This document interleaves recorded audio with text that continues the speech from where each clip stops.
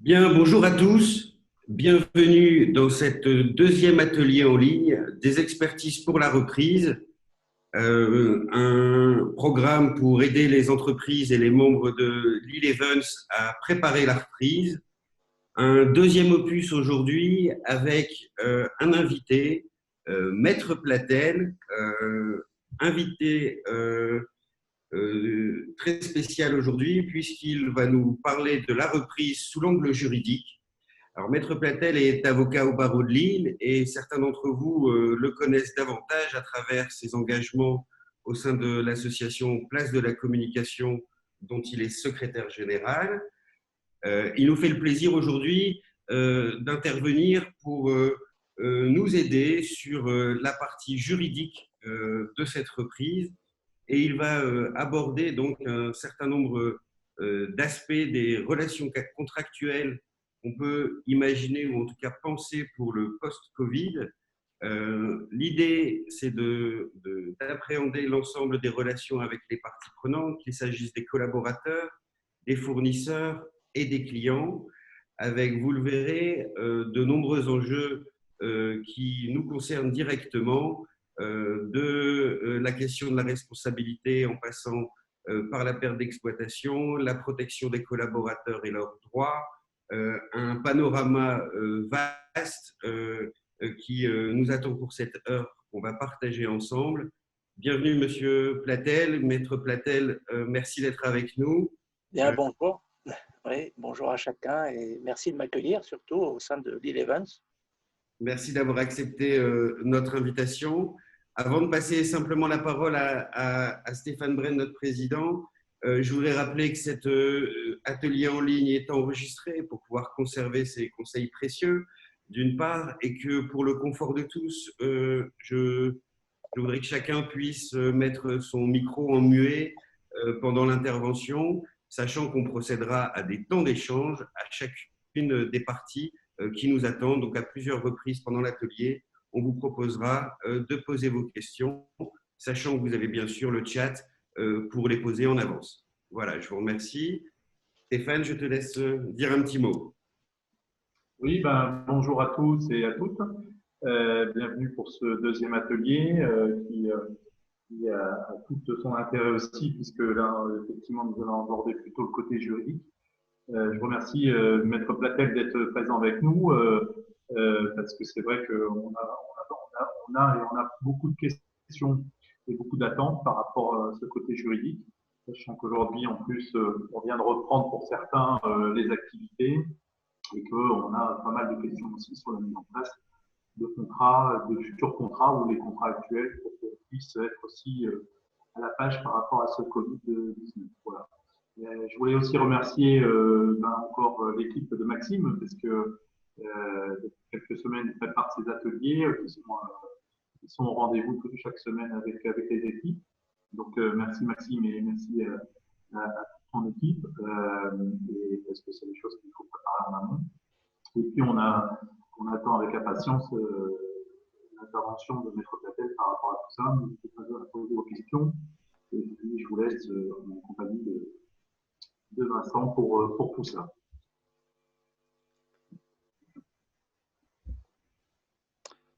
Vincent, on vous écoute. Ah bien, donc j'attendais le passage de parole. Oui, merci à nouveau de m'accueillir au sein de Lille Evans.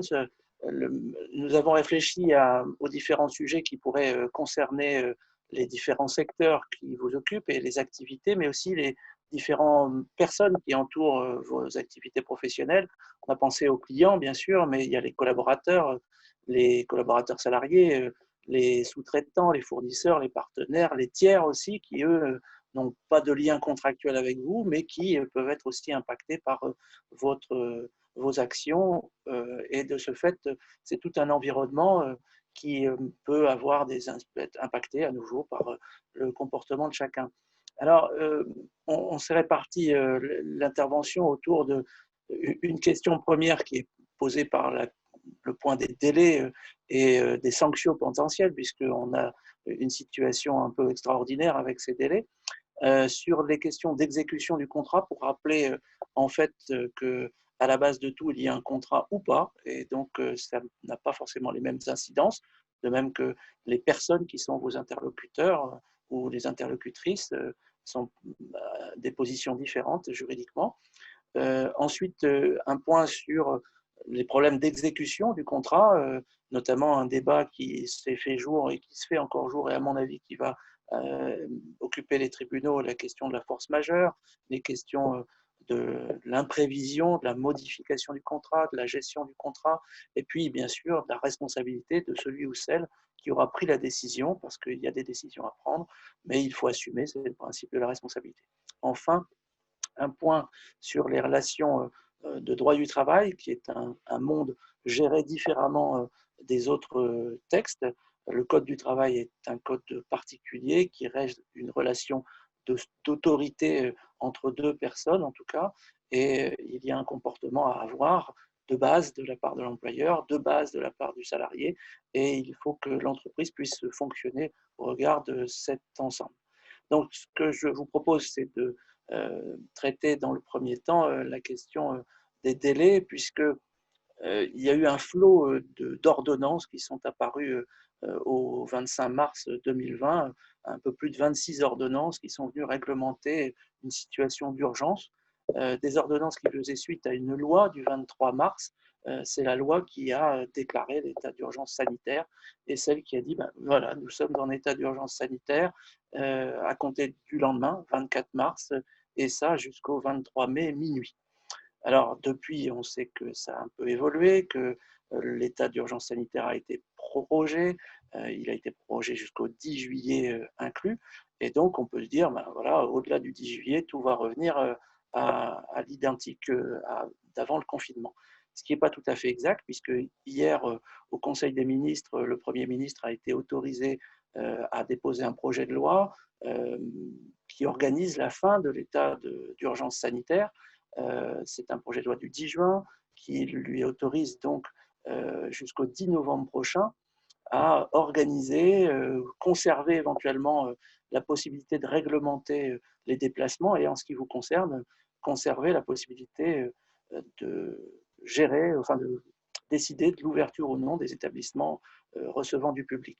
Donc, l'attention, la veille juridique et surtout légale continue parce que pour nous, juristes, c'est une période assez difficile dans la mesure où les textes changent très régulièrement et que si je ne vais vous parler que d'un délai là pour l'instant, il y en a de très nombreux qui changent assez régulièrement. Alors, je vous disais, 10 juillet, fin de l'état d'urgence sanitaire, et cette loi est venue dire, eh bien, on va suspendre les délais d'exécution de certains actes pour éviter qu'il y ait des sanctions qui courent pendant cette période de confinement et surtout d'état d'urgence sanitaire.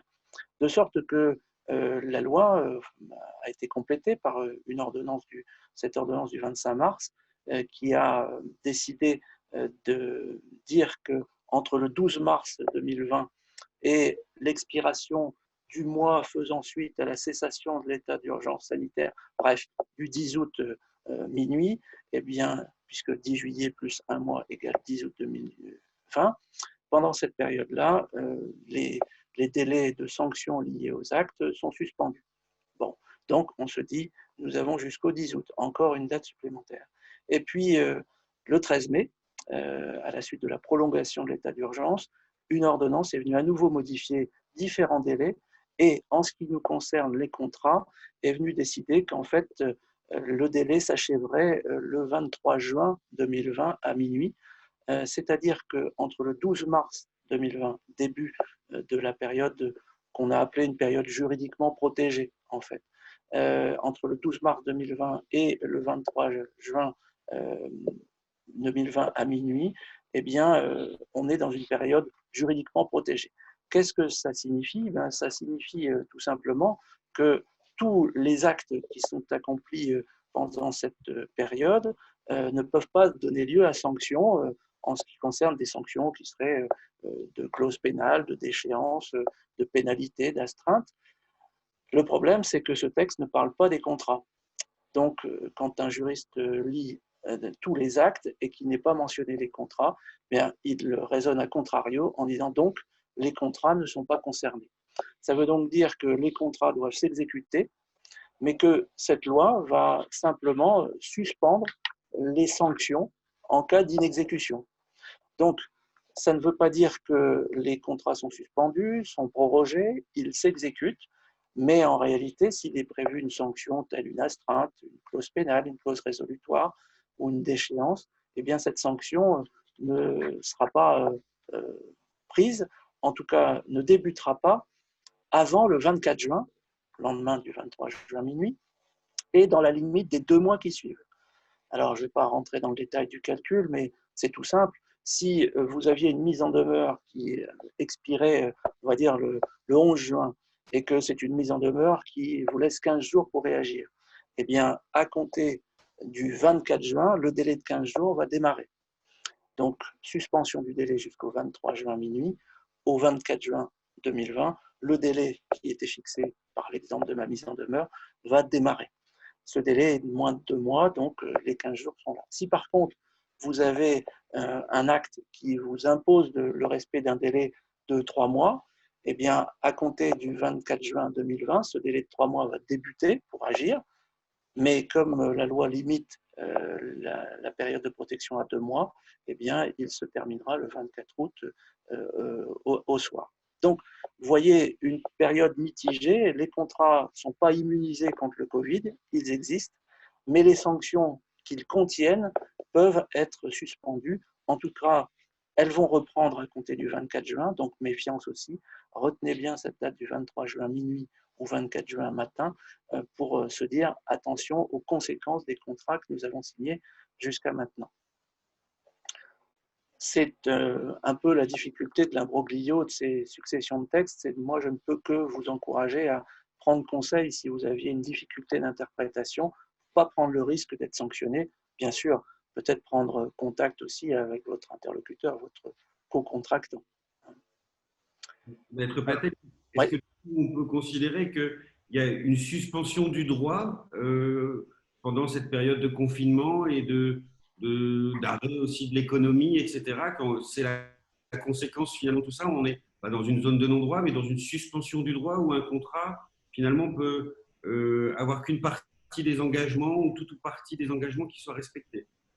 Alors en fait, il n'y a pas suspension. Par exemple, en ce qui concerne les délais ne sont pas suspendus, ils ne sont pas supprimés, ils ne sont pas interrompus, ils sont simplement prorogés. On prolonge le délai. On dit que si un délai expirait pendant cette période du 12 mars au 23 juin minuit, ben on considère que le délai n'a pas expiré, qu'on est toujours dans les temps, mais ce délai qui est votre délai contractuel, donc chaque contrat va être différent, chaque acte va être différent, va reprendre à compter du 24 juin. Donc, il va reprendre comme il était convenu, de sorte que le contrat n'est pas suspendu, on n'est pas dans une période de non-droit non plus, de suspension du droit, on est simplement dans une adaptation du droit à une période durant laquelle on reconnaît que chacun ne peut pas agir comme il le peut, et que comme il ne peut pas agir comme il le peut, ben, il n'y a pas de matière, pas de raison de le sanctionner pour une situation qu'il ne maîtrise pas. Par contre, on lui rappelle qu'à compter du 24 juin, non pas il doit reprendre l'exécution des contrats, puisque les contrats ont continué, mais s'il y a des sanctions en cas d'inexécution, ou en cas de retard, ou en cas d'une sanction prévue contractuellement, ou encore une fois, je prenais l'exemple d'une mise en demeure que vous lancez, ou peut-être d'une signification d'un acte que vous devez faire, et bien là, les délais vont reprendre à compter du 24 juin. Donc, il faut faire attention aux délais qui étaient suspendus, en tout cas prorogés en attente jusque-là, qui vont reprendre au 24 juin. Ça nous amène à nous poser la question du deuxième point, les questions relatives à l'exécution du contrat. En fait. Oui, bien sûr, on va y arriver juste après. Peut-être que certains d'entre vous ont des questions sur ce sujet-là précis avant qu'on passe au suivant. Si c'est le cas, je vous invite à vous manifester. Sinon, on avance. Voilà, ben, j'imagine que c'est clair pour tout le monde et qu'on peut du coup aborder effectivement la question de l'exécution des contrats et vous rendre la parole, Maître Platel. Oui, alors on part du principe que on va parler à partir de maintenant de la notion de contrat, mais il faut quand même vous poser la question de savoir si la question que vous posez a trait à un contrat. Y a-t-il un contrat ou n'y a-t-il pas de contrat? Parce que vous pouvez très bien penser être engagé ou penser que votre interlocuteur l'est à votre égard, alors qu'en réalité, il n'y a rien. On sait très bien qu'un contrat, c'est la rencontre d'une offre et d'une acceptation. Le Code du civil nous le dit. À partir du moment où l'offre a rencontré l'acceptation, eh bien, les parties ont manifesté leur volonté de s'engager et elles le manifestent le mieux possible par une signature. Mais on n'a parfois pas cette signature. D'abord parce qu'il y a eu cette circonstance particulière et de ce fait, on peut se demander si on est engagé dans un contrat ou pas. Et là, le Code civil répond aussi en se disant que cette volonté de s'engager, elle peut résulter d'une déclaration. Alors, on entend une déclaration orale. Toute la difficulté, c'est de prouver celle-ci, bien entendu, ou d'un comportement non équivoque de son auteur. Le Code civil ouvre donc cette possibilité de se dire j'ai un partenaire, un futur client, un prospect à qui j'ai adressé ma proposition contractuelle, mon devis, il me l'a pas retourné signé, je l'ai relancé peut-être, mais néanmoins, par son comportement, il a montré sa volonté de s'engager dans les conditions du contrat que je lui ai soumis. Eh bien, à partir de cette disposition de l'article 1113 du Code civil, on peut dire que son comportement non équivoque, c'est-à-dire qui ne prête pas à confusion, qui est clair, va traduire son engagement dans le contrat. Bien entendu, dès que vous pouvez lui faire signer, continuez à insister pour faire signer, parce que ce n'est que par la signature qu'on traduit réellement l'acceptation du contrat.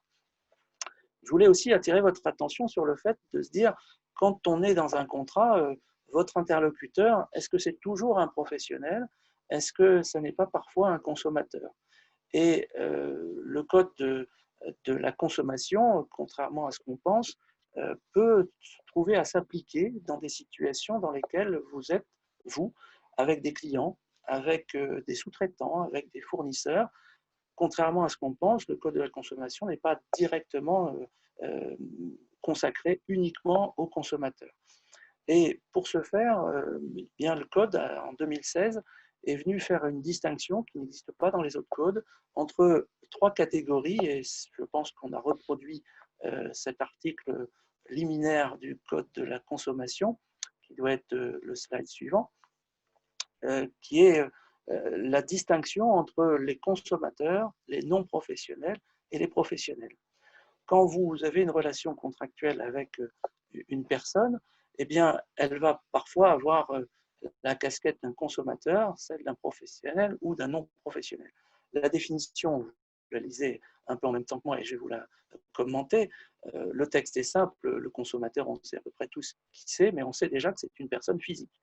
Ça ne peut pas être une société, un consommateur, qui n'agit pas à des fins dans le cadre d'une activité commerciale, industrielle, etc. Bien. Deuxième catégorie que distingue le Code de la consommation, le non-professionnel. Le non-professionnel, c'est jamais une personne physique. C'est toujours une personne morale. Donc, une société, un syndicat, une association, donc une entité juridique indépendante de la personne physique. Et vous voyez, ce non-professionnel, c'est une personne morale qui n'agit pas à des fins professionnelles. Ça veut donc dire ici qu'il va se poser la question de savoir si votre interlocuteur, quand il traite avec vous, traite dans le cadre de son activité professionnelle ou pas. Car s'il n'est pas dans le cadre de son activité professionnelle, il n'agit pas à des fins professionnelles. Il est donc un non-professionnel. Mais il faut aller encore plus loin, parce qu'on s'est posé la question de se dire, mais entre deux professionnels, on va dire un imprimeur par exemple, et puis une société de communication ou même un traiteur qui a une activité donc qui n'est pas celle de l'imprimeur. Imaginons que l'imprimeur demande une activité de prestation festive à cette société de traiteurs. Eh bien, cette activité de prestation festive n'est pas dans l'objet social de l'imprimeur. Et la Cour de cassation a dernièrement, le 17 octobre 2019, tranché pour dire, mais à quoi on s'attache pour dire c'est un non professionnel? Eh bien, la Cour est venue dire qu'il faut s'attacher à l'objet social de la personne morale. C'est-à-dire que si vous, professionnel de l'événementiel, vous traitez avec une entreprise dont l'objet social n'est pas l'événementiel ou une prestation de restauration, par exemple, eh bien, le contrat va être entre un professionnel, vous, et un non professionnel, parce que ça ne rentrera pas dans son objet social. Et donc, le non professionnel, bien, c'est cette définition qui est donnée par le Code de la consommation. Dernier point, et je vais vous donner l'illustration un peu après, le professionnel, bien là c'est clair, c'est une personne physique ou une personne morale qui va traiter dans le cadre de son activité commerciale. Vous voyez entre parenthèses que ce peut être aussi une personne publique, donc une collectivité territoriale, c'est une personne morale de droit public, et de ce fait, elle peut être concernée comme professionnelle. Pourquoi faire toutes ces observations? C'est parce que vous savez que le Code de la consommation est très protecteur des consommateurs. Or, il vient dire qu'il s'applique aussi, en tout cas pour certaines de ces dispositions, aux relations entre des professionnels et des non-professionnels, ou des professionnels et des consommateurs. Donc, lorsque, en tant que professionnel, vous traitez avec un non-professionnel, même éventuellement avec un professionnel, il y a des dispositions du Code de la consommation qui s'appliquent. Celles relatives aux clauses abusives, par exemple, celles aux pratiques commerciales trompeuses, celles des pratiques commerciales agressives, la présentation des contrats, l'obligation d'information sur vous et vos partenaires, le fait aussi de la reconduction tacite des contrats. Vous savez, on va en parler dans quelques instants, qu'il y a des conditions générales de vente qui parfois prévoient, pour des durées déterminées, une reconduction automatique, on va dire tacite, dans le silence du contrat. Eh bien, ces dispositions du Code de la consommation, les articles L215-1 et suivants, viennent décider qu'elles sont également applicables aux contrats conclus entre des professionnels et des non-professionnels. Donc, la question du préavis de rupture, de l'information que vous devez, quand il y a un contrat à durée déterminée, à votre partenaire pour lui dire attention, le contrat va se renouveler par tacite reconduction, vous pouvez encore le dénoncer avant telle date. Cette information, si vous ne la donnez pas, eh bien, votre partenaire va pouvoir rompre à tout moment, en tout cas à compter de la date de reconduction, et sans frais, là où vous pensiez lui imposer des pénalités, voire un paiement des sommes qui devaient être payées jusqu'à la fin du contrat. Donc, attention à cette distinction entre professionnels, non professionnels et consommateurs, parce que, bien entendu, pareil, si vous faites une prestation de service auprès d'un particulier, vous avez une relation avec un consommateur. Et là, pareil, délai de rétractation, délai de réflexion, protection, il y a des dispositions spécifiques en la matière.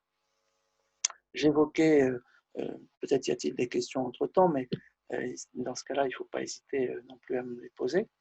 J'évoquais aussi, et on peut revenir peut-être au slide précédent puisqu'il annonce un peu le contenu, la question des conditions générales de vente et des conditions particulières.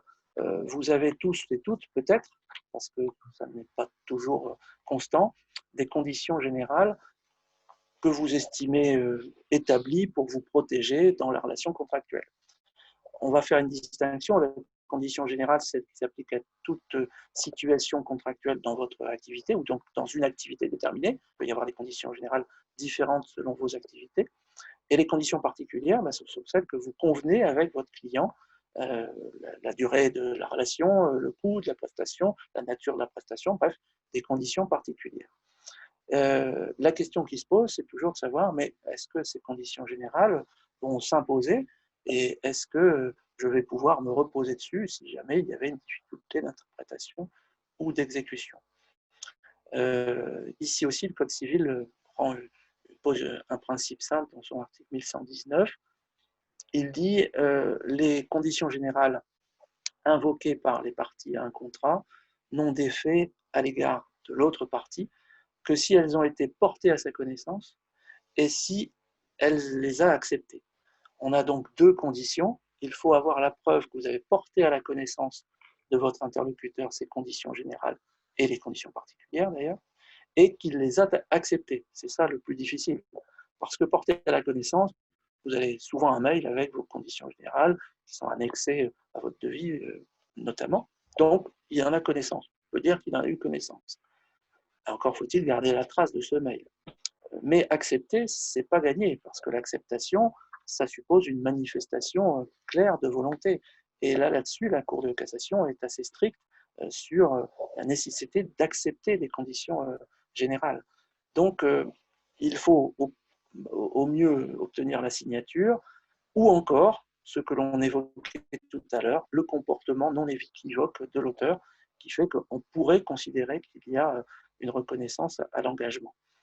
En tout cas, retenez aussi que la notion de condition générale est traitée par différents textes, le Code de la consommation, le Code civil, le Code de commerce. Vous qui êtes professionnel, c'est le Code de commerce qui vient dire que les conditions générales dans les activités de production, de distribution et de services qui sont établies doivent être communiquées à tout acheteur qui en fait la demande. Donc, dans les relations entre deux professionnels, il faut que le client vous demande vos conditions générales pour qu'il les ait.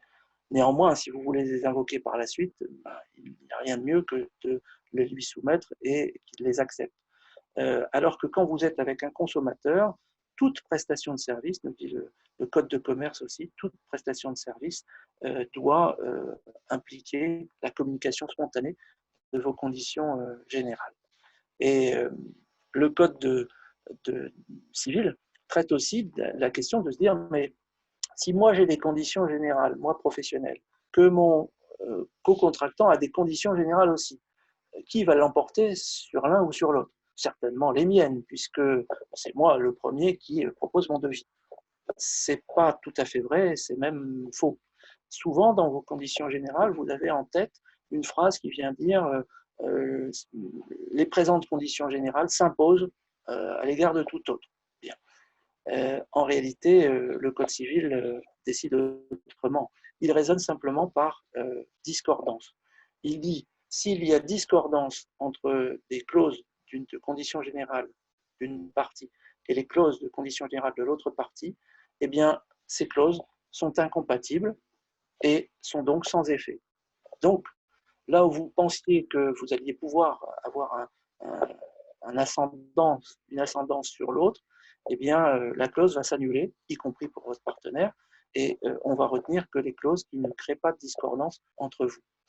Et le Code ajoute, s'il y a une discordance entre des conditions générales et des conditions particulières, par exemple des conditions générales qui fixeraient un délai et des conditions particulières qui fixeraient un autre délai, difficilement compatibles, eh bien, les conditions particulières primeront, l'emporteront sur les conditions générales. Donc, vous avez tout intérêt à prêter attention aux conditions particulières, faire signer ces conditions particulières, faire attention qu'elles renvoient à des conditions générales par la signature de votre contractant et qu'il a bien pris connaissance, c'est la fameuse phrase « je reconnais avoir pris connaissance » et accepter les termes des conditions générales communiquées ou que je reconnais qui m'ont été communiquées par mon co-contractant.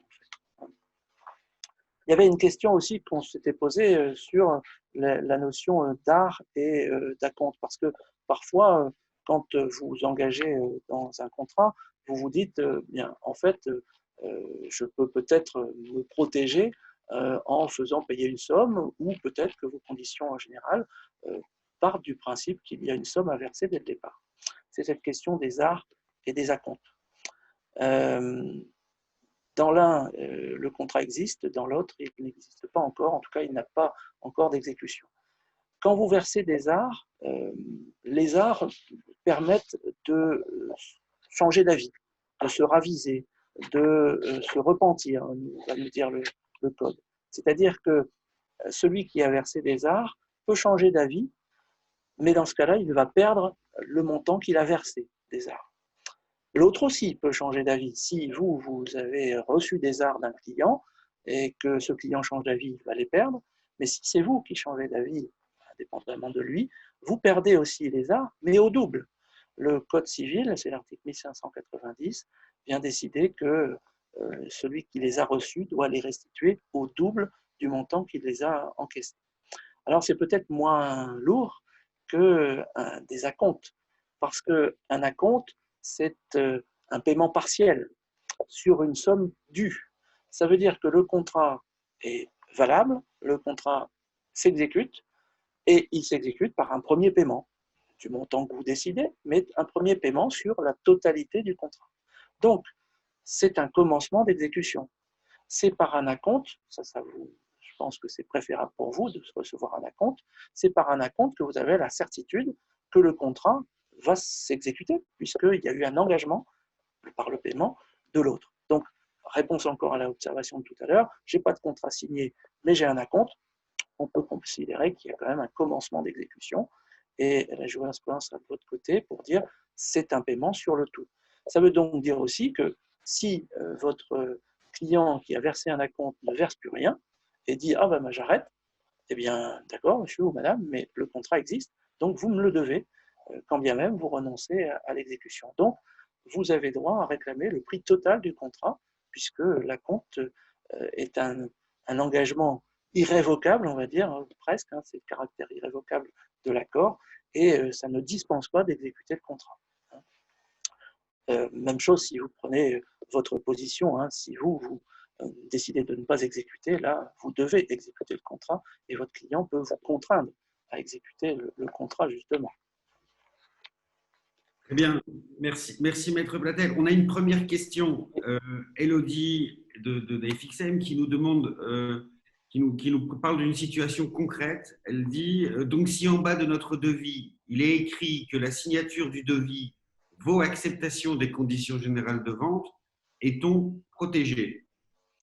Alors, est-on protégé? En tout cas, on a fait ce qu'il fallait, sous réserve que ce soit bien lisible. Il ne faut pas écrire en gris sur fond gris non plus, que la personne a bien pris connaissance. Si la phrase citée est proche de la signature, on peut se dire, proche physiquement de la signature, eh bien on peut se dire que la personne en signant n'a pas pu le manquer et donc a bien pris connaissance. C'est pour ça qu'il ne faut pas la mettre dans un petit coin quelque part. Par contre, être clair sur le fait que par sa signature, avec la date pas loin, mais surtout la signature, elle a bien pris connaissance des conditions, à elle de prendre le temps de les lire. Mais ce qui est important, c'est surtout de communiquer ces conditions générales avant la conclusion du contrat, c'est le mieux. Et au pire, si vraiment vous étiez en difficulté, les communiquer au plus tard au moment de la livraison de la prestation, parce que c'est encore à ce moment-là que le client peut se dire mais non, je ne suis pas d'accord avec vos conditions.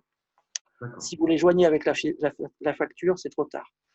Joindre les conditions générales, comme on le voit souvent au dos de la facture, c'est trop tard si vous ne l'aviez pas fait avant. Très bien. J'aimerais revenir quand même sur un point clé que vous avez abordé, sur y a-t-il un contrat ou non, et sur la notion d'engagement, Maître Platel. Nos métiers, on le sait, ont parfois tendance à s'engager par la parole, par un coup de fil, par un go de principe. C'est entre guillemets l'expression de se taper dans la main, on la connaît tous. Quelquefois, on signe un devis qu'en fin de conception du projet avec un client, c'est-à-dire qu'on commence à finalement, on a le marché, mais on met 1 mois, 2 mois à affiner le projet en termes de coûts et la signature intervient que quelques temps avant la réalisation de l'événement. On a d'autres situations où on n'a pas de signature sur un devis et en tant que prestataire, on va commencer quand même à travailler. Et je dirais que le Covid-19 et cette crise sanitaire nous a quand même rappelé le risque de survenue d'aléas majeurs qui étaient suffisants pour venir empêcher la réalisation d'une prestation, d'un contrat dans le cadre d'un événement, par exemple. Ma question, elle est simple, c'est vous avez parlé de nécessité de prouver quelque chose de début du travail ou quoi que ce soit, mais à partir de quel moment, finalement, on va pouvoir revendiquer quelque chose dans la mesure où certaines activités ont, par exemple, été stoppées net du jour au lendemain et que les événements qui se déroulaient la semaine suivante ou les quelques semaines suivantes étaient déjà bien engagés dans le travail, mais ont été annulés brutalement. Dans ce cas-là, qu'est-ce qui se passe? Est-ce qu'il y a des règles aussi exceptionnelles qui s'appliquent ou pas? En fait, on va voir deux situations un peu différentes. à savoir, c'est vrai que bien souvent, on se tape dans la main. Maintenant, on ne peut plus pour l'instant, mais un jour, on pourra peut-être le refaire. Et donc, on valide par un OK ou simplement un coup de fil parce qu'on est en confiance. Et de ce fait, cette confiance, elle n'est pas ignorée par les tribunaux non plus. Le respect de la parole reste essentiel. Il ne faut pas oublier qu'à la base de tout ça, le Code civil nous dit que les contrats doivent être négociés, exécutés, rompus de bonne foi. Donc, on n'est pas là pour l'entourloupe, on est là pour être loyal et de bonne foi, donc honnête. Et on sait aussi que le Code civil a posé comme principe que le silence ne vaut pas acceptation. Donc, faites attention aussi au fait que si vous avez envoyé tous vos éléments d'information sur on est prêt, je vous ai envoyé le devis, la marchandise est prête, on attend la confirmation de la date, mais on a déjà travaillé pour vous, ça ne veut pas dire que le silence de l'autre vaut acceptation du contrat déjà et de l'opération que vous avez convenue. Donc, il faut susciter un acte, c'est-à-dire un comportement, une action de l'autre, qui est une manifestation de sa volonté. Alors, un paiement, c'est bien, un comportement qui va traduire cet engagement de volonté, c'est bien aussi, mais la loi elle-même dit le silence ne vaut pas acceptation, à moins que la loi le prévoie, à moins que les usages le prévoient, à moins que les relations d'affaires ou les circonstances particulières, et là vous avez la réponse, le permettent. Donc, on pourrait considérer, parce que les circonstances sont particulières, parce que aussi vous avez un partenaire régulier avec lequel vous ne faites plus des contrats systématiquement et que vous intervenez très régulièrement ou vous interveniez très régulièrement avant le confinement, eh bien, la réalisation de ces relations, la répétition, la relation commerciale établie que vous avez mis en place va faire que on va se dire, bah oui, le silence ne vaut pas acceptation, mais là, on a tellement l'habitude de travailler ensemble de cette manière-là qu'il y a acceptation. Attention, il restera toujours, parce que c'est au moment où on n'est plus d'accord qu'on discute de tout ça, il restera toujours à prouver que c'était bien une relation sous ce mode-là, qui était un usage entre vous. Hein, c'est pas dans la profession, c'est toujours comme ça. Ça va d'ailleurs être difficile d'avoir des attestations de toute la profession, mais dans la relation avec mon client, ça a toujours été comme ça. Donc, il y a peut-être une double méfiance à avoir avec le nouveau client. Non pas parce qu'il faut le craindre comme quelqu'un de contaminé, pas du tout. C'est de dire il y a un formalisme, et je pense que ça va être une des conclusions de notre intervention d'aujourd'hui, et notamment, c'est de dire cette situation va vous permettre de montrer que vous êtes des professionnels et que c'est carré de votre côté parce que vous avez un engagement qui vous rend responsable de ce que vous faites. Donc, la signature, on ne l'aura peut-être pas, mais le go, on va peut-être l'avoir. Et imaginez que vous ayez un go oral, eh bien, faites un mail en retour en disant j'ai bien pris note de notre conversation téléphonique dans le cadre de laquelle vous m'avez confirmé que. Donc, je considère que, hein, bien sûr, il y aura un silence, mais en réalité, les relations d'affaires permettront de considérer qu'il n'en est pas, hein, et que c'est un engagement. Mieux vaut produire un écrit pour clarifier l'usage alors. Voilà. Voilà, c'est toujours un indice en tout cas, hein, parce que ça reste une preuve qu'on s'établit à soi-même et ça, c'est pas bon non plus. Dernière question avec un autre cas concret d'Élodie. Un client a signé notre devis et finalement il annule l'événement. Est-on en droit de réclamer la somme prévue par le devis? Alors, d'abord, il faut voir si avec cette disposition est prévue dans le devis. Est-ce qu'il y a un délai pour annuler? Et on retombe dans les délais qu'on évoquait tout à l'heure. Hein. Est-ce qu'il n'y a pas de délai et des conditions par contre de résiliation? C'est-à-dire que le client peut résilier sous certaines conditions, ou est-ce que rien n'est prévu? Et si rien n'est prévu, si le contrat est signé, il s'engage, le contrat. Il engage les deux parties. L'un à exécuter, l'autre aussi d'ailleurs, mais un à livrer, l'autre à payer. Donc, ça reste une dette du client qui annule. Alors, reste à savoir aussi comment il a motivé son annulation, parce que moi, je le vois dans les consultations que j'ai ou les réponses que je dois apporter, et on voit la multiplication, c'est presque un enchaînement qui est prévu avec la force majeure. Hein. On nous invoque le fait qu'il y a force majeure. Donc, je suis pour rien. Bien sûr, et on va y arriver, on a encore un programme chargé pour le temps qui nous reste. Oui. On va aborder maintenant l'inexécution du contrat et cette notion effectivement de responsabilité de l'organisateur, Maître Oui, Platel? oui, oui, oui.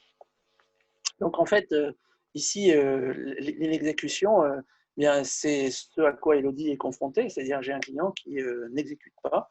Alors va-t-il invoquer ou non la force majeure? On en a beaucoup entendu parler de cette force majeure, et on a le grand avantage que dans le Code civil, depuis 2016, puisqu'il y a eu une grande réforme, elle est définie. Alors elle est définie et c'est donc la base sur laquelle les juges vont trancher, et vous-même aussi. Vous posez la question de savoir si vous êtes dans un cas de force majeure. Et vous y voyez qu'en réalité, il y a trois conditions pour la force majeure. Il faut donc que ce soit un événement qui échappe au contrôle du débiteur, c'est-à-dire qui échappe au contrôle de celui qui devait faire quelque chose. C'est donc extérieur à ce comportement, ce n'est pas de son fait. Deuxième condition, qui ne pouvait être raisonnablement prévu lors de la conclusion du contrat. Un contrat, c'est fait pour tout prévoir. Ce qui n'est pas prévu, c'est l'imprévisible. Et l'imprévisible, c'est une des conditions de la force majeure. Troisième condition, les effets ne peuvent pas être évités par des dispositions appropriées, des mesures appropriées. Et c'est là qu'il faut se poser la question en ce qui nous concerne. Si je mets un masque, que j'organise le déconfinement, que je respecte un protocole, je prends les mesures appropriées. Donc, il manque un élément à cette définition de la force majeure. Bon. Et vous y voyez par la suite que la force majeure n'annule pas tout, parce que si elle retarde temporairement l'exécution du contrat, eh bien, c'est le premier tiré, l'exécution est suspendue et elle reprendra à la suite, mais le contrat n'est pas rompu. Si par contre c'est définitif, parce qu'il n'y a vraiment aucune possibilité d'exécuter le contrat et il n'y en aura pas non plus, parce que vous avez un problème d'exécution dans un délai précis, que vous ne pouvez pas reporter ce délai précis, c'est impossible, que les livraisons sont impossibles, peut-être que vous êtes dans une hypothèse de force majeure. Les jurisprudences jusqu'à maintenant, elles se sont peu prononcées, on en a très peu sur la situation actuelle. Par contre, on en a de la situation du chikungunya, de la dengue, et la jurisprudence a très difficilement retenu la force majeure parce qu'elle considère qu'on peut prendre des mesures appropriées pour se protéger, que c'est souvent temporaire et que ça n'est pas un cas imprévisible, irrésistible, insurmontable comme l'exige la force majeure. Par contre, dans votre secteur, vous avez subi des décisions d'autorité publique. Le ministre de la Santé, le Premier ministre ont pris des décisions de contrainte et d'interdiction d'accès à des lieux. Vous vous souvenez de l'arrêté du 14 mars qui a été corrigé par celui du 15 mars 2020, qui donne toute une liste d'interdictions pour recevoir du public. Je vous renvoie aussi sur le fait que le Premier ministre, encore une fois, hier, a été autorisé à aménager encore cette disposition jusqu'au 10 novembre. Donc, il faudra être attentif. Eh bien, la jurisprudence pourrait considérer que pour les professions dans lesquelles une décision d'une autorité publique a imposé une position qui n'était incontournable, eh bien, ça devient un événement extérieur et donc l'équivalent d'une force majeure. En droit, c'est une notion de droit public ici que je vous développe et qu'on entend peu, c'est la notion du fait du prince. Le fait du prince, c'est une mesure administrative d'une autorité publique, donc un préfet, un ministre, qui engendre des conséquences financières excessives qui n'étaient pas prévisibles au départ et qu'on subit. Et peut-être qu'on verra des jurisprudences. Bon, moi, je ne suis pas devin pour autant, mais connaissant cette notion, il se peut aussi que si la force majeure ne puisse pas être invoquée, on invoque cette notion de fait du prince, qui est une notion juridique assez ancienne et qui est applicable aussi avec les effets de la force majeure. Alors, vous avez aussi, c'est le slide qu'on vous annonce, qu'on vous avance, le Code civil qui prévoit le fait que quand on est face à des circonstances imprévisibles lors de la conclusion du contrat, eh bien, et qui ont des conséquences excessives d'un point de vue onéreuse, l'article 1195 du Code civil ouvre la discussion à la renégociation, à la discussion entre les parties, éventuellement avec l'aide même du juge qui peut apporter cette aide dans la discussion. Donc, C'est une disposition assez nouvelle, en tout cas elle n'existait pas avant 2016, et elle permet de trouver une solution par la renégociation du contrat, c'est-à-dire une modification du contrat. Certes, on ne peut pas l'exécuter dans ces conditions-là, mais on va en discuter pour. Et si votre interlocuteur ne veut rien entendre alors que le contrat existe, eh bien, vous pouvez demander au juge son aide pour qu'il tranche sur l'exécution et ou peut-être la condamnation de celui qui ne veut pas exécuter, alors qu'encore une fois, vous êtes de bonne foi, puisque c'est un précepte. Je vous montre simplement sur le slide aussi l'hypothèse de l'inexécution, hein, quand une partie envers laquelle l'engagement n'a pas été exécuté ou l'a été imparfaitement, eh bien, il y a toute une palette, un arsenal de sanctions que prévoit le Code civil dans cet article 1217. Il n'y a pas de hiérarchie entre ces sanctions. J'ai mis 1, 2, 3, 4, 5, mais vous choisissez celle que vous voulez. Faites-vous en aider pour les mettre en œuvre, mais faites attention aussi au fait que, je prends la première par exemple, si votre interlocuteur n'exécute pas sa prestation, par exemple un fournisseur qui vous empêche de ce fait de prester votre service, pouvez-vous dire « Ah ben, il n'exécute pas, ben je ne le paye pas ». En d'autres termes, c'est la loi du talion. Ça veut dire se faire justice à soi-même. Et ça, c'est interdit. Justement, il y a une question qui peut correspondre à un cas concret comme celui-ci. Un mariage en septembre, les clients souhaitent annuler dû à la peur du Covid, plus par le fait que les participants viennent de l'étranger et ne sont pas sûrs de pouvoir passer les frontières. Ils ne veulent pas décaler et souhaitent donc, j'imagine, annuler ou l'annuler, donc j'imagine. Est-ce qu'il y a le remboursement de l'acompte qui a été versé est obligatoire? Mais non, c'est la réponse qu'on évoquait tout à l'heure. L'acompte, c'est une partie du prix. Donc, vous, prestataire, vous êtes prêt. C'est simplement le client qui dit « moi, je ne veux plus ». Donc, je change les conditions d'exécution du contrat. Je refuse d'exécuter. On est exactement dans l'article 1217. Hein. Je refuse d'exécuter. Donc, vous avez trois solutions. Hein. Bon, ben, tant pis. Je vous rends ce que vous m'avez versé. Ça fait une perte économique, c'est dommage. Deuxième solution, ben, on peut peut-être en discuter parce que d'ici la date du mariage, il y aura peut-être des aménagements possibles et moins de contraintes par rapport au risque de contamination. Et en tant que professionnel, moi, je vous garantis que je respecterai tous les protocoles ou toutes les contraintes. Donc, entre parenthèses, comme ça, je serai inattaquable, mais en tout cas moins attaquable. Et donc, moi, je ferai ma part du travail. Donc, faites la vôtre aussi et on va discuter. Troisième hypothèse, ils ne veulent rien entendre. Ils veulent le retour de l'acompte. Ben, on est dans du conflit. Parce que l'acompte, c'est une partie du prix. Il est dû comme le reste du contrat. C'est de la faute du client que le contrat est rompu. C'est lui qui doit en assumer les conséquences. C'est tout. Après, à vous de voir par rapport au litige que ça peut créer, mais vous pouvez aussi exiger, forcer l'autre, on va dire, c'est difficile de forcer quelqu'un à se marier, mais forcer l'autre à exécuter son contrat. En tout cas, c'est toute une palette qui est prévue là. Bien sûr, il faut s'adapter à la circonstance, c'est pour ça qu'il faut peut-être consulter aussi, parce qu'il faut adapter la réponse, elle doit être proportionnée à la position des clients hein, et à l'intérêt de l'entreprise aussi, surtout. Très bien. Merci, Maître Platel, pour toutes ces précisions. Il nous reste une bonne dizaine de minutes, une petite dizaine de minutes en réalité, pour aborder la question du contrat de travail, du droit du travail dans son ensemble avec cette crise sanitaire. Je vous laisse la parole sur cette dernière partie et je pense qu'il y aura encore quelques questions à la suite. Oui, il est important de traiter de cette situation parce que, comme je le disais en introduction, c'est une situation régie par des textes spécifiques, les textes du Code du travail. Et le Code du travail pose un principe simple, vous le voyez à l'égard, c'est le slide précédent en fait qu'il faut afficher, et vous le voyez au travers de cet article 41-21-1, qui doit être connu de tous les employeurs, même l'employeur qui n'a qu'un salarié. L'employeur a en charge de prendre les mesures nécessaires pour assurer la sécurité et protéger la santé physique et mentale des travailleurs.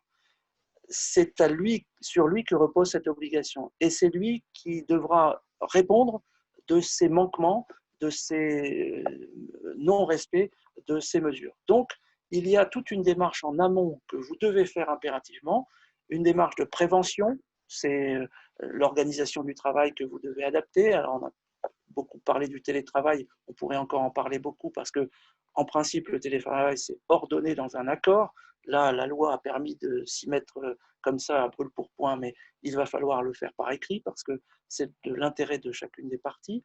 On peut aménager les horaires, participer aux réunions. Sachez qu'il y a un protocole de déconfinement édité par le ministère du Travail depuis le 5 mai 2020, vous le connaissez certainement, qui s'ajoute à des fiches conseils et des guides métiers. Allez sur le site du ministère du Travail, travail-emploi.gouv.fr, pour télécharger ce protocole si vous ne l'avez pas fait, mais il vous explique tout, depuis l'organisation du travail matériellement jusqu'à la prise de température des salariés. Donc, inspirez-vous, en tout cas,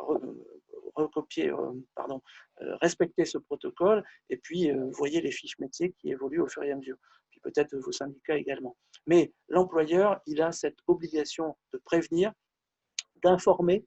Donc, gardez des traces du fait que vous informez vos salariés des consignes que vous mettez en place, parce que il y a un lien de subordination, c'est l'employeur qui organise le travail, c'est lui qui est responsable de cette sécurité, et si le salarié ne respecte pas, eh bien, il sera en faute. Donc, il ne faudra pas mollir sur le comportement que l'on doit avoir, parce que c'est aussi confère ce que je vous disais tout à l'heure, la traduction de votre comportement professionnel. Un contrat de travail, moi j'ai l'habitude de le rappeler au Conseil de prud'homme, c'est un contrat entre deux professionnels. Vous avez un professionnel qui engage et un professionnel qui apporte ses compétences. Donc, il doit être responsable aussi de ce qu'il fait. L'employeur a également une obligation de formation, donc c'est le moment, former à hauteur de ce que peut comprendre un salarié, c'est ce que dit le Code du travail aussi. Vous devez aussi veiller à prendre en considération les capacités de l'intéressé, à mettre en œuvre les précautions qui sont nécessaires pour sa santé et sa sécurité. Ce n'est pas nouveau ça, ce sont des textes assez anciens du Code du travail, de plus d'une dizaine d'années.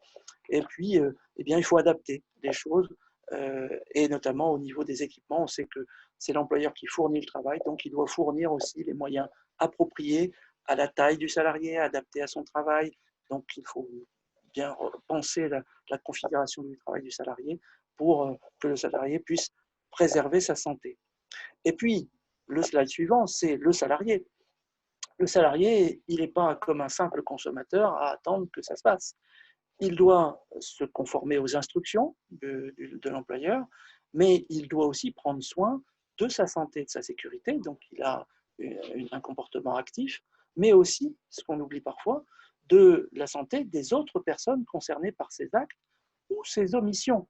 C'est-à-dire que sur le terrain, votre salarié, il représente l'entreprise, il est l'image de l'entreprise, eh bien, il doit veiller à la santé des personnes concernées par ses actes et pas simplement avoir un bête réflexe, que je n'imagine pas parmi vos salariés, de se dire « Ah, mais on ne me l'a pas donné, alors je ne fais pas ».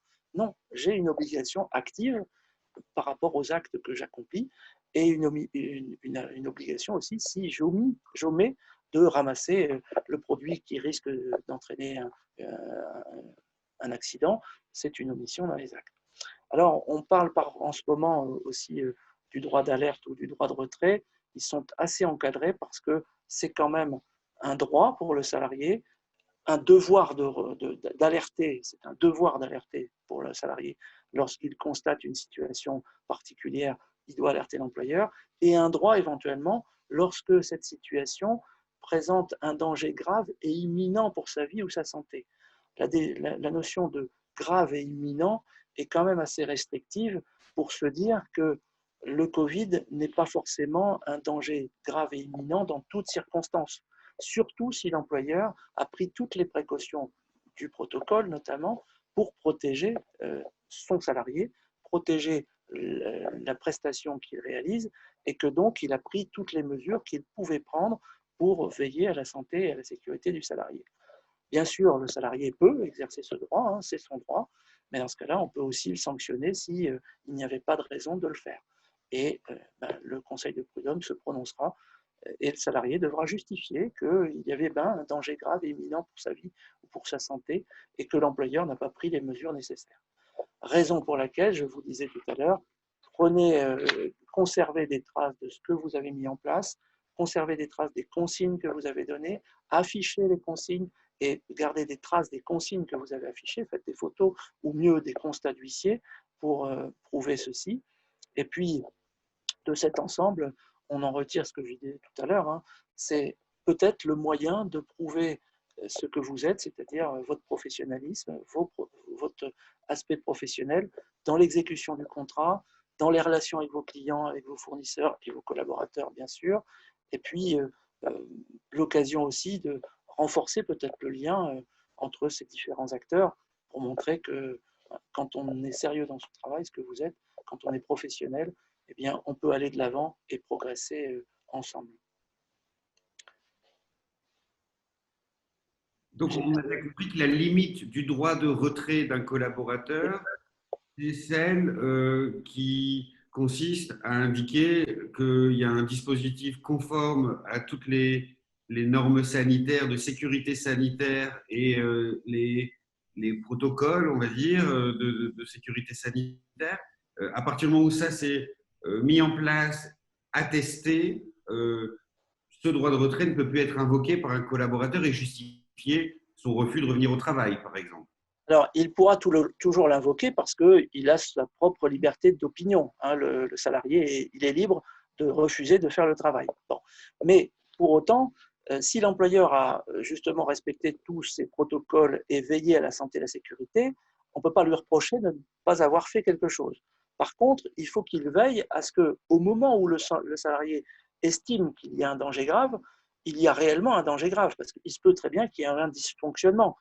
Tous les masques étaient prévus, tout le dispositif de nettoyage, de balisage était prévu, mais à cet endroit-là, ça n'a pas été fait. Donc, effectivement, il y a peut-être un danger et le salarié a raison.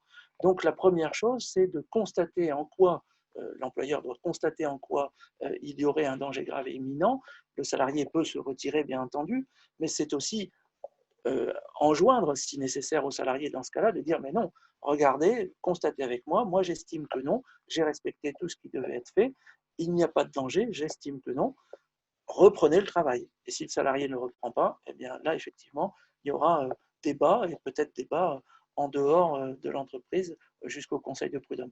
Peut-être pas jusque-là, hein, mais c'est vrai que l'employeur peut sanctionner un salarié parce que c'est un refus de travail, tout simplement. C'est un refus de travail, sauf si l'employeur n'a pas satisfait aux obligations. On qualifie d'abandon de poste dans ces cas-là, c'est ça? Voilà, refus de travail ou abandon de poste si le salarié n'est pas là.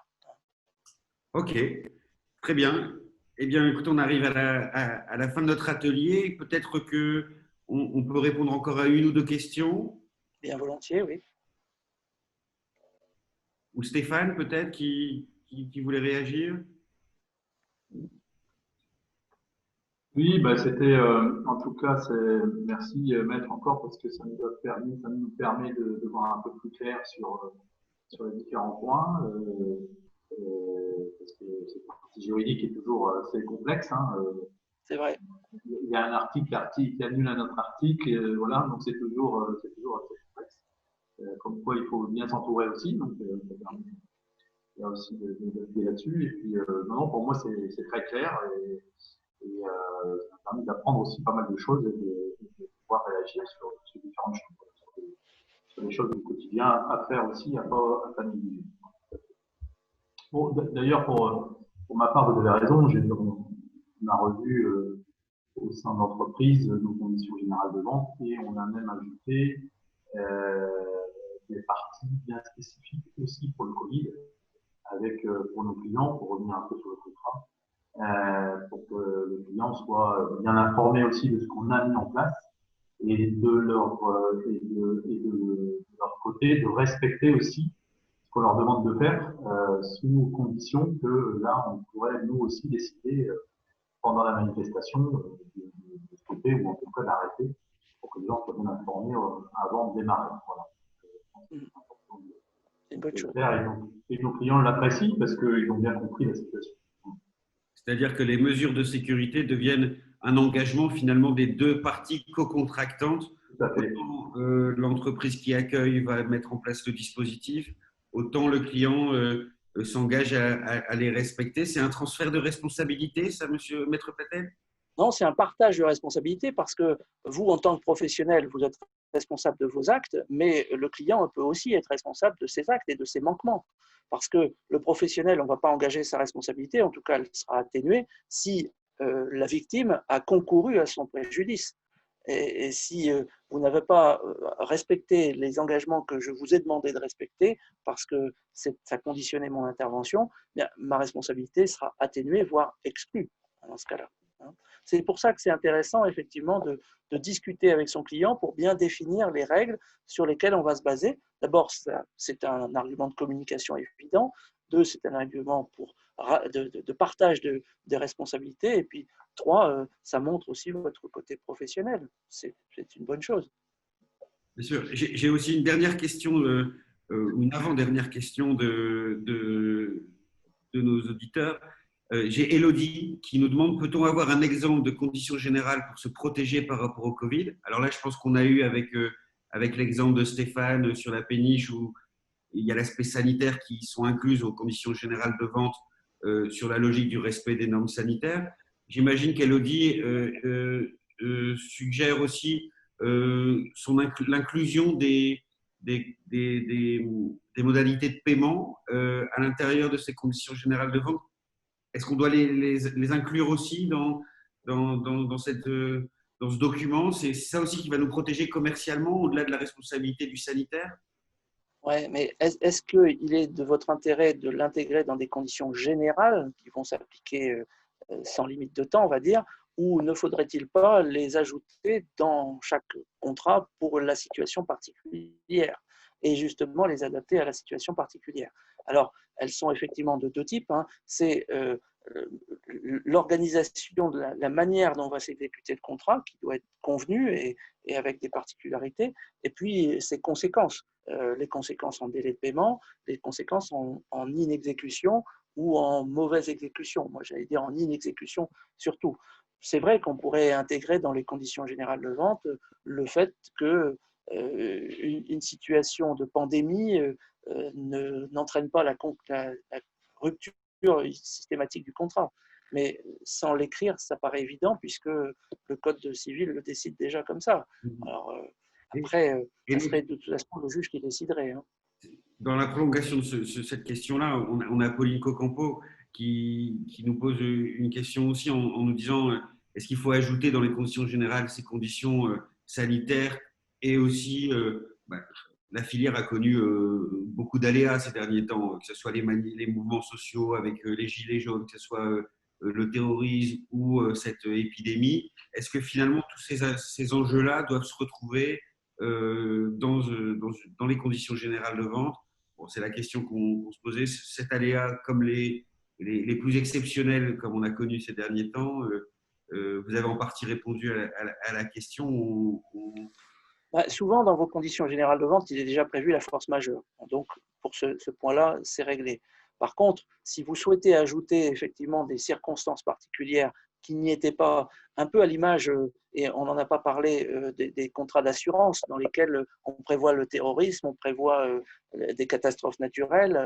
Je pense que dans certaines de vos conditions générales, pour certains d'entre vous, il est peut-être bon de revérifier que vous avez ces circonstances particulières et d'y ajouter la circonstance de pandémie, qui est une pandémie déclarée ou l'état d'urgence sanitaire éventuellement. De toute façon, la loi organisera cet état d'urgence et le contrat qui s'y réfère s'appliquera en considération de la loi. Mais il ne faut pas non plus alourdir de manière extrême les conditions générales au risque de décourager, dissuader. Je ne sais pas si vous êtes très nombreux à aimer les lire, mais le client, il n'aime pas souvent.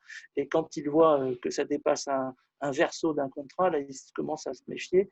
Et il est peut-être préférable de garder vos conditions générales, voire ajouter la notion de pandémie, et peut-être d'ajouter à côté une notice, un protocole en fait qui sera propre à la situation qui est là.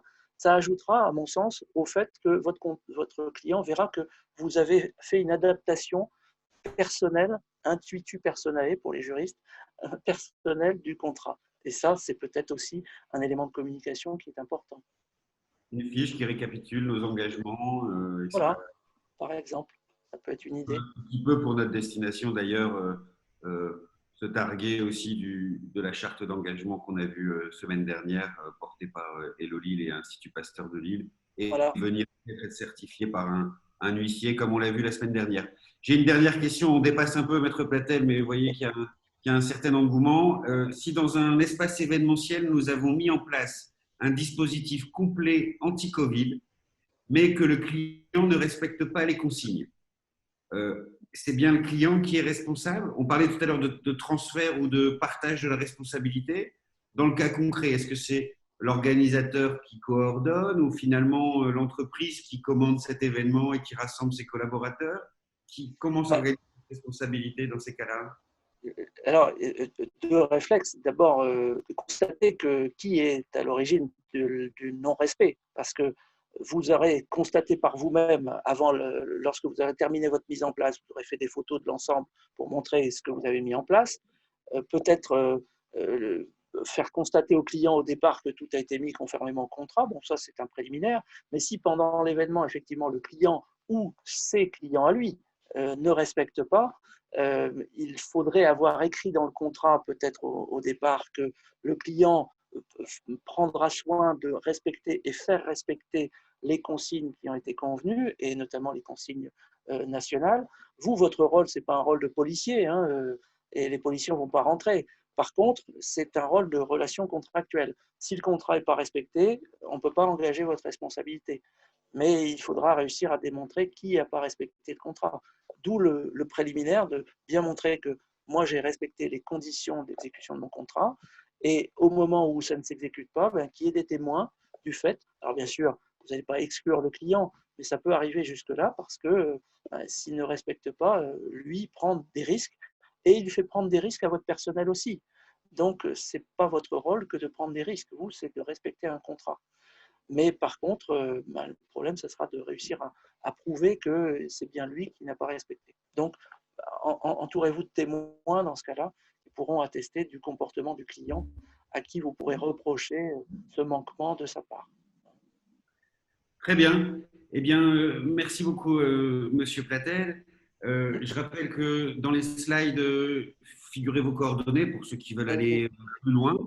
Donc, vous êtes installé sur la métropole lilloise et on a bien vu que vous aviez une expertise qui pouvait couvrir tous ces champs du droit des entreprises, du droit des affaires et du droit du travail. Je vous remercie beaucoup. Je rappelle à tout le monde que c'était enregistré et qu'on va pouvoir vous transmettre les replays ainsi que les présentations des différents intervenants. Et aujourd'hui, celle de M. Platel. Je laisse enfin la parole à Stéphane pour qu'il fasse le mot de la fin et qu'il nous annonce le programme de la semaine prochaine et de la semaine suivante. Merci. merci. Oui, merci encore, Maître. Ravi de vous avoir accueilli aujourd'hui. Et effectivement, on a dans la continuité la semaine prochaine deux rendez-vous qui vont suivre avec jeudi le management, le RH et la com interne, avec là aussi des intervenants très intéressants. Elodie, qui d'ailleurs parmi nous aujourd'hui, qui sera présente pour FXM.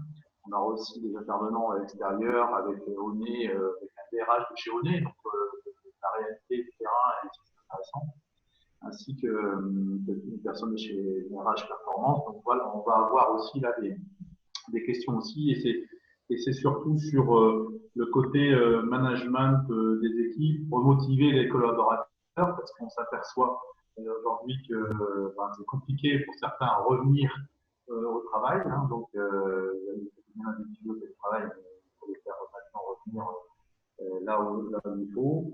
Et puis, on va essayer d'adapter aussi le discours et de voir un petit peu tout ça sur le côté management et autres la semaine prochaine. Et enfin, la semaine d'après, pour terminer cet atelier, on aura aussi là la communication externe, donc c'est important aussi, et vous l'avez souligné d'ailleurs, comme quoi tout peut faire partie de la com, aussi bien des CGV que des mises en place par rapport au Covid, mais aussi l'importance d'être présent et de communiquer sur la mise en place des activités. Voilà, donc, un programme qui aura été sur 4 ateliers, je pense, bien, qui aura bien cerné toutes ces problématiques. Et encore une fois, avec des sujets très intéressants. Moi, en tout cas, je souhaite à tous aussi une bonne fin de semaine et merci pour votre implication. Et puis, on se retrouve donc la semaine prochaine à la même heure. Merci et bonne fin de semaine, bon week-end. Voilà. Merci à tous. Merci. Au revoir. Au revoir. Merci beaucoup, à bientôt. À bientôt. Et merci pour l'intervention.